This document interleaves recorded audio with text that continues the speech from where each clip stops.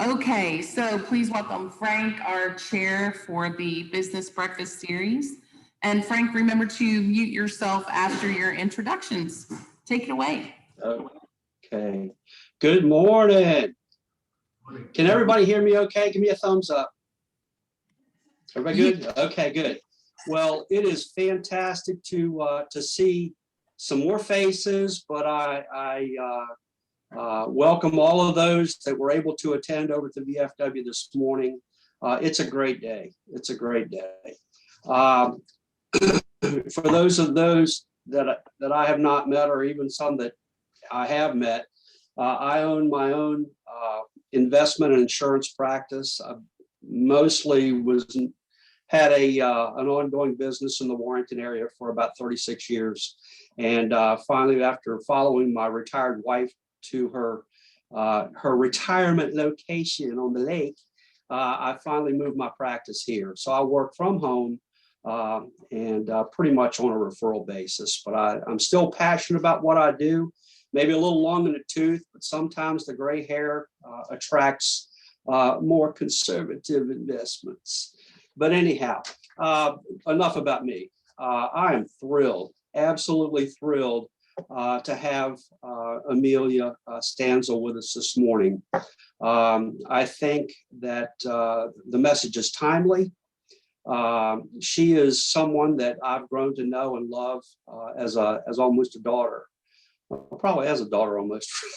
And we knew each other through Rotary in Warrenton, and she offered a time to come down. Or, we were hoping she was going to be here today, but there was a conflict. But she offered her time, and she's a senior commercial loan officer with the UVA Credit Union, and she has a great family. She has two beautiful little girls, and I think when I thought about bringing someone to speak today, I think all of us can probably suggest we've all seen presentations on a plethora of topics, but on a rare occasion, something will strike a chord within that says, I have to take action. I have to do something. I can't sit back, listen to it, walk away, and bring it to my memory, when it hits, and then just go about our day. Amelia and I were sitting in a presentation a few years ago at Rotary in Warrenton, and I think she'll tell you this, and I'm not going to steal her thunder, but this struck a chord with her. To see people become passionate about something that she could have sloughed off, but didn't, and take it to that next level. You think about the stories that we've heard only in the last 7 days. A situation in Houston, Texas, where police knock on a door and discover over 90 people in a house, in a residence, and they're being trafficked. Situation near San Diego, California this week, where a boat smuggling individuals across the border capsized. 3 or 4 people died, dozens of people injured. We all have our own opinions about what's happening at our southern border. I'm not going to go into the politics of that, but right now we're in a critical situation. So with that being said, I want to turn this over to Amelia and let her give you some information about what she sees and her involvement with this trafficking issue. And that's enough. Amelia, take it away, girl. Oh, thank you, Frank. I appreciate that. Thank you for the introduction and really the opportunity to be here with everyone. To say that I'm honored and truly blessed to be here with you guys, even though I'm here on the flat screen, is such an understatement. When Frank asked me if I'd be willing to do this, I said, absolutely. And to be able to have the opportunity to be able to share it, especially the business community, because I think that we as the business community are uniquely positioned to be the eyes and the ears. Like Marie said, whether it's through your hiring practices, it's through seeing people that come in and out of your business, people like you notice things and you're in a position to be able to act and to report. So thank you very much for the opportunity to be here. So we're going to talk about today, I'll tell you, it's disturbing. You're going to be concerned, you're going to be worried, upset, probably angry. Hopefully you'll be inspired to take action when we're finished. Hopefully you'll be like what Frank said with me. I heard it, and I heard God whispering to me, you need to do something. There's a Matthew West song out there, the somebody do something, and shakes his fist at God, like, why don't you do something? I did, I created you. And I really feel like I was called to work on this project, because I'll tell you, this is so far outside of my realm of what I would want to spend my time working on, that I truly feel called to be here. And I feel called because of my opportunity to be able to talk to the business community through Rotary especially. So I'm thankful that somebody's here from the Louisa Rotary Club. Thank you for the shout out and for being here today. That's given me such a platform to be able to speak and to be part of the larger global community on human trafficking, modern slavery. And then I'm a mom of 2 little girls. I look at my little girls and it scares the living dickens out of me to think about what could happen. So along the journey of learning about this and learning about sex trafficking, numbers really resonate with me because I'm a banker. So let's talk about what some of those numbers are. And I find that things kind of haunt me once I get it in my head as the banker. So one, human trafficking, also known as modern day slavery, they're kind of used interchangeably depending on where you are in the world and what you look at. Trafficking is actually the moving of people, the trapping, the moving of people. Modern slavery is the actual work that they do, whether it's sex trafficking or it's labor trafficking, organ trafficking, and so on. So things that kind of stick. One, modern slavery is the 2nd largest criminal enterprise in the world, 2nd largest behind drug trafficking.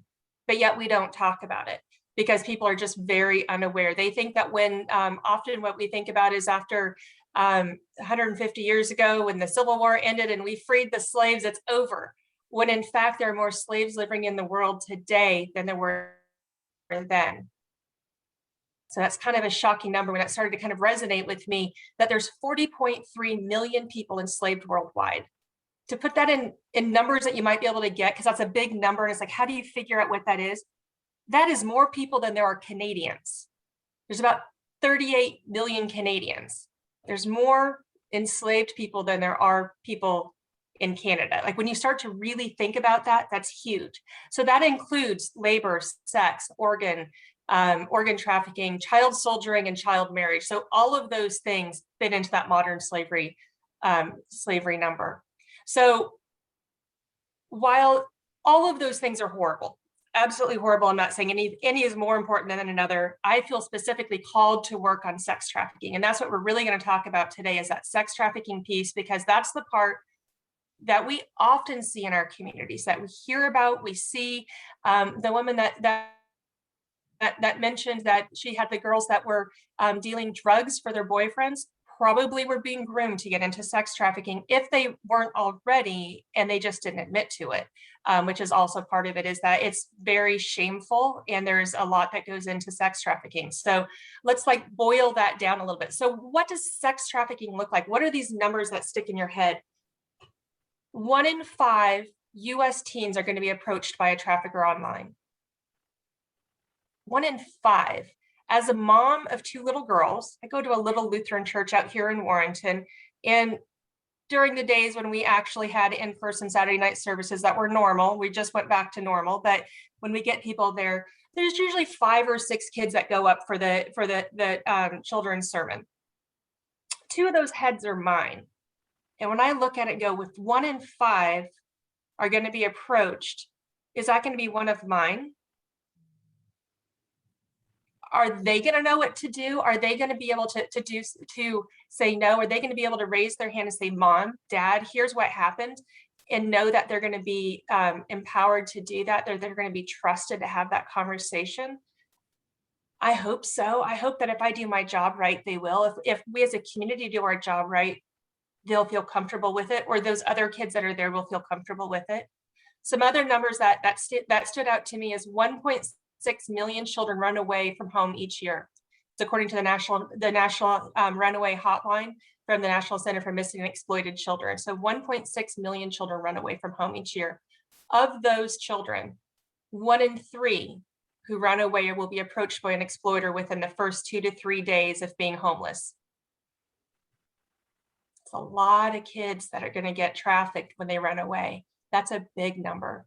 Another one that stands out to me is that 1 in 4 girls are sexually abused by the age of 18. 1 in 4. So when you start thinking about that, if some of the things that make you vulnerable to being trafficked is running away and or being sexually abused, we have a lot of vulnerable kids living amongst us in our homes, in our neighborhood, in our churches, in our schools. There's a lot of vulnerability out there. So what does that look like? This is the one that gets me, is that every 30 seconds in America, a child is sold for sexual purposes. Every 30 seconds. So I've been speaking now for 4 minutes and 42 seconds. So that's 9 kids have been sold for sexual purposes today. If you think about saying the Pledge of Allegiance or the Lord's Prayer, or we're supposed to be singing Happy Birthday a couple times to wash our hands and dry them because of COVID-19, every time you do that, a child is sold for sexual purposes in America, here. This is not something that is just overseas. It is not something that's just in big cities. It is in every community around the country, around the world. And that's why I think we as a business community are uniquely qualified and positioned to be able to, once we learn more, to take action to be able to stop this. So let's talk about a couple more additional facts that are out there, just so you have kind of an idea of what we're looking at. The average age of entry into prostitution is 12 to 14 years young. Think about that, 12. That's 6th grade.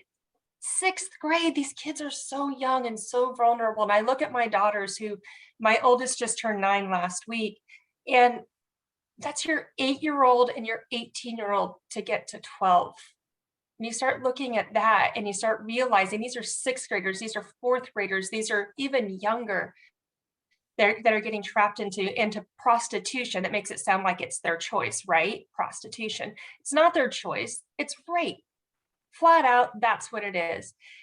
These young ladies and young men, because this is not a gender specific thing, that there are boys that are absolutely abused and that are sold as well, but they're often abused by their pimp, whether they're boys or girls. They are drugged and they're beaten into submission. So they don't have a way out. They don't have a support network there.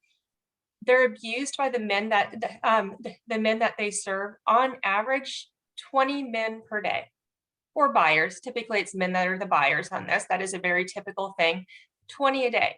So if you think about that, the way that the human psyche works is each of those encounters is registered into your psyche as an individual rape. So that is 20 rapes a day on average, for the average of 2.5 years.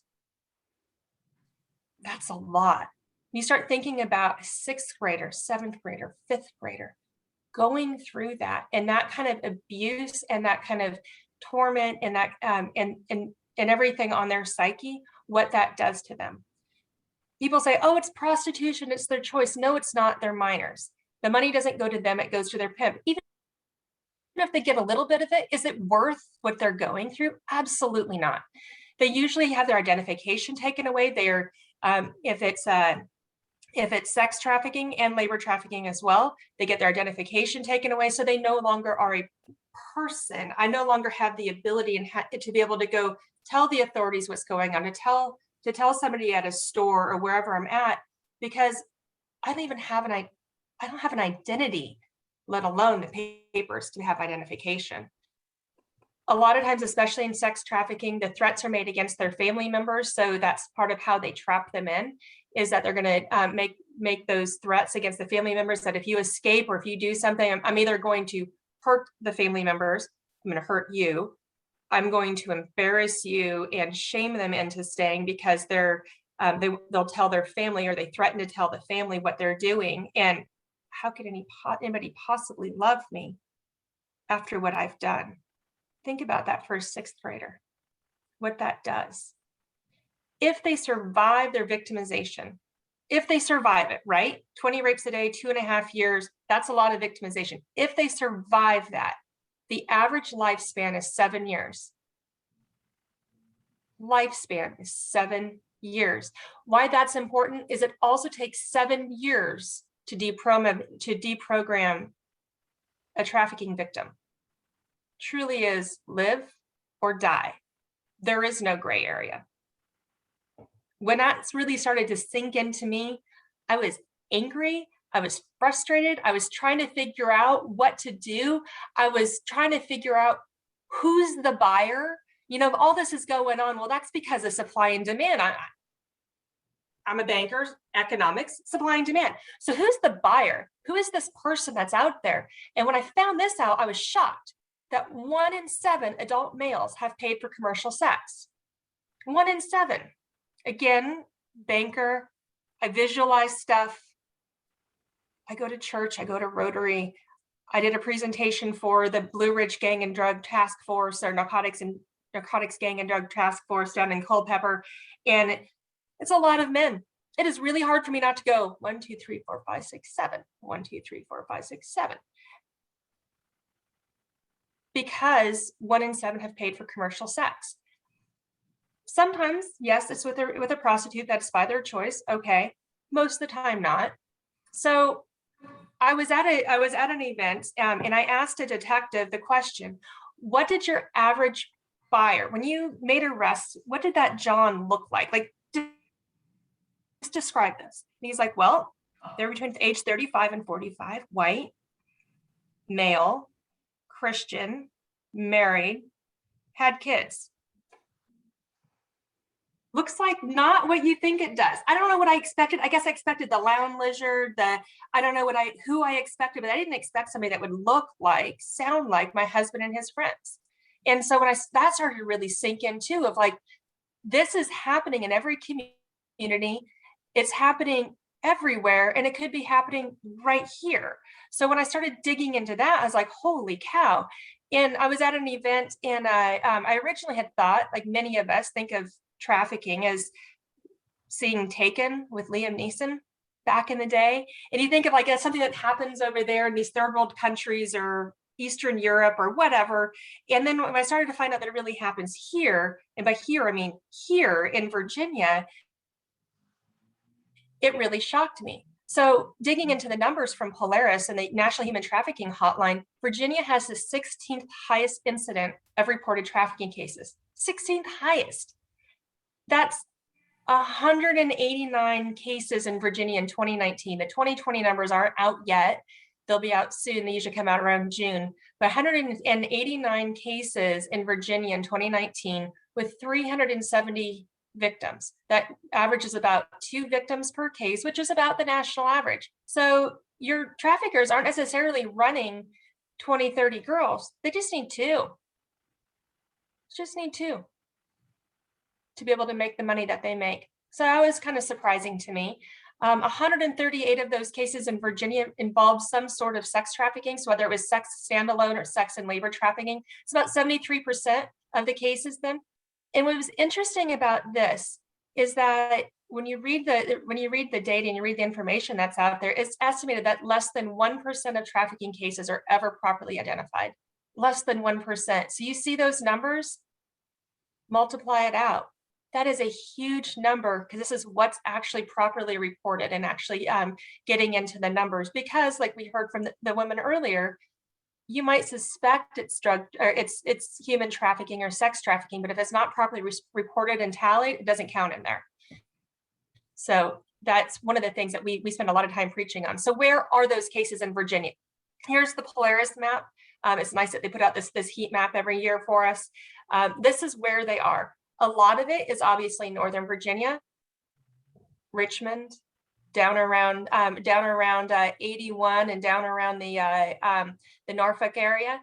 But you can see they're in rural areas that you kind of look at it and go, well, why there? Well, because there's buyers there. Wherever there's a buyer, if there's demand, there will always be supply, right? made me really stop and think about that. You look up in the Northern Virginia and the DC area, whew, look at those hotbeds, man. So what is trafficking? I'm not going to dig super deep into this because I want to have time for questions, but I'm going to give you some of the information here.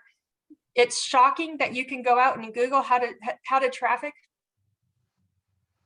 I guess if you can learn how to make a pipe bomb on YouTube, you can learn how to traffic out there as well. But there's really four basic steps to it. First is the luring, just putting it out there. This is where the online luring, that 1 in 5 children are going to be approached online. It's that little, oh, you're so pretty, you should be a model. Does that hook them? Is that luring? It's that getting them to respond to be able to get them in there. Once they actually get them to respond, then comes in the grooming and gaming. This goes back to what the woman was talking about earlier. Were they being groomed from selling drugs into possibly being a sex trafficking victim? It's not a far jump, and often they're very, very closely related. From there, it's the coercion and the manipulation, and then the actual exploitation. That process can take anywhere from days to months, and the traffickers have time. They have nothing but time. And if you move on, they move on to the next one. You're just a commodity. School, your children's friends are all just a commodity. They will move on to the next one and the next one, because again, they run on average too. So they don't need your specific kid. They just need a kid to be able to do this. So what are some of the signs of grooming? A lot of it is that it's hard to know, because is this a teenage thing? Because teens are weird, tweens are weird, like they go through those strange steps. We kind of have to look for those things that are really unexplained, that major changes in their life, such as all of a sudden they have unexplained money, clothes, phones, tablets, games, or other expensive items. Where did they get it? Why did they have it? Who gave it to them? Why did they give it to them? Is this new boyfriend that came out of left field? Well, where did they come from? How did you meet them? Dig in more. Are they really a human being? Can you have them over for dinner, or are they just an online friend that they met that shipped them something? So getting to know more about that. Do they change the way they dress? Are they suddenly more promiscuous in how they dress or how they act?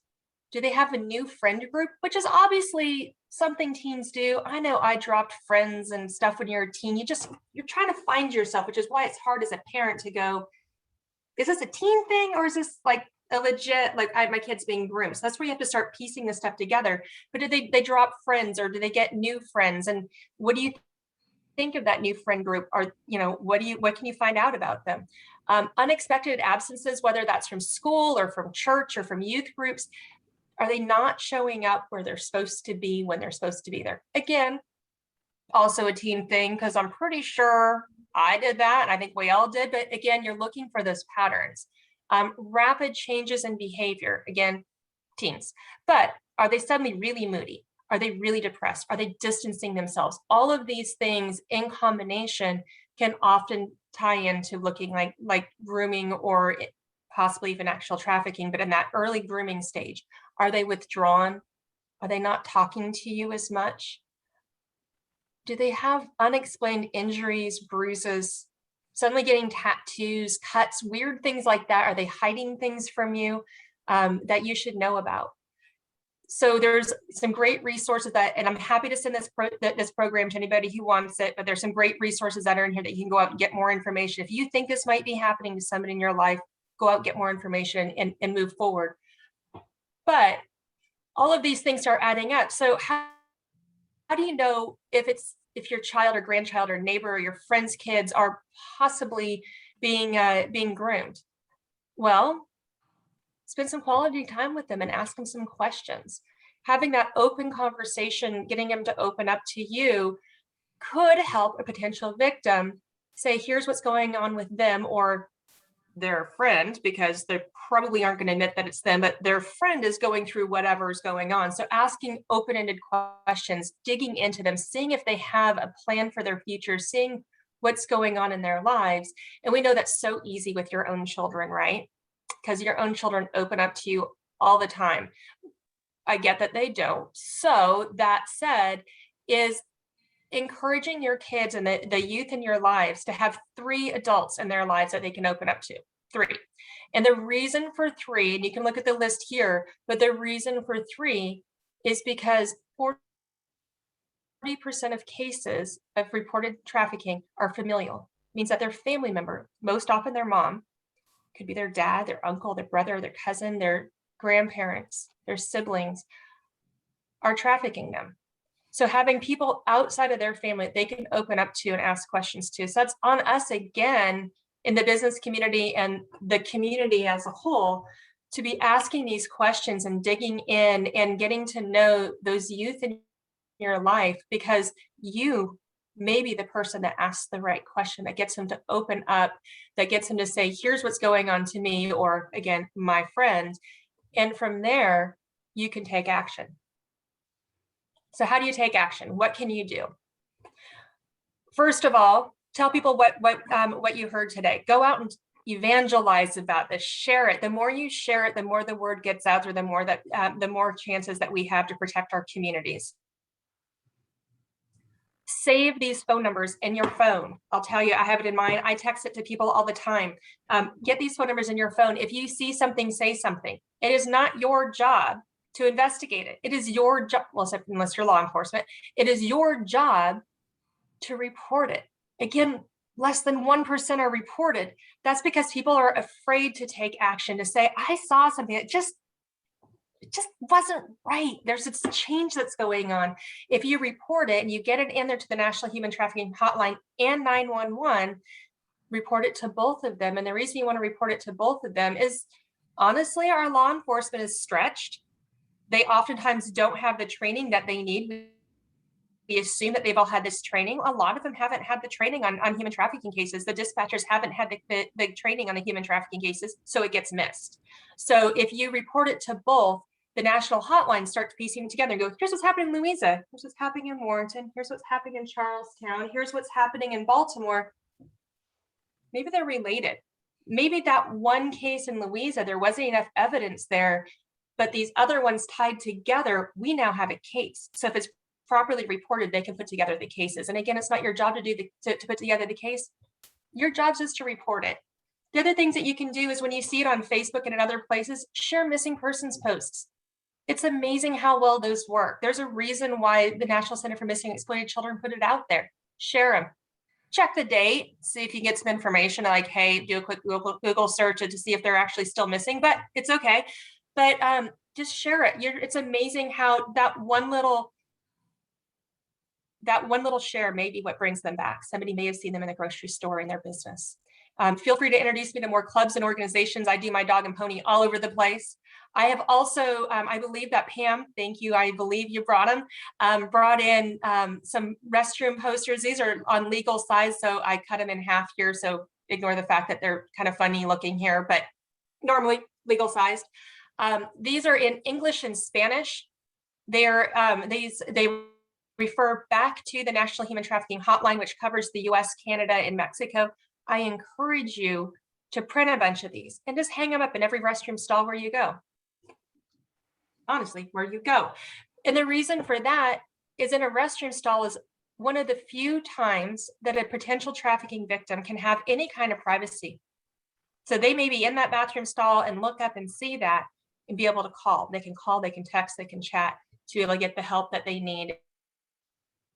And so taking the opportunity to do that is important. If you want, Pam has the PDF of it. I have the PDF of it. We're happy to give you, we're happy to send it to you. If you want to print them out and post them everywhere that you go, we'd be happy to have you do that. I will say, I mentioned earlier on the investigations piece, a lot of your law enforcement is not trained. I had the opportunity, my co-chair with our organization for the Fauquier County Human Trafficking Prevention Project is our sheriff. And he came to me and said, hey, I've got this great training that I want to put my entire department from the traffic officers and dispatchers all the way through our major crimes investigators, soup to nuts. I want everybody to go through it, but we can't afford it. And a lot of this comes down to money. There's a great organization out there called the Reed Technique. The Reed Foundation does the actual trainings, and it's well known.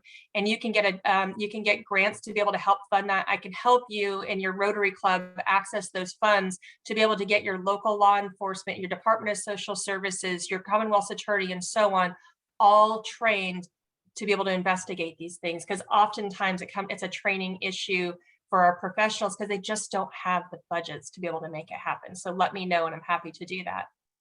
Lastly, what else can you do? Bring in more speakers, learn more, share information, get the community aware of what's going on. And I'm happy to work with your local Rotary Club, or any of you who get today, walk away and go, I feel called, I feel convicted to work on this. I am happy to help you with that.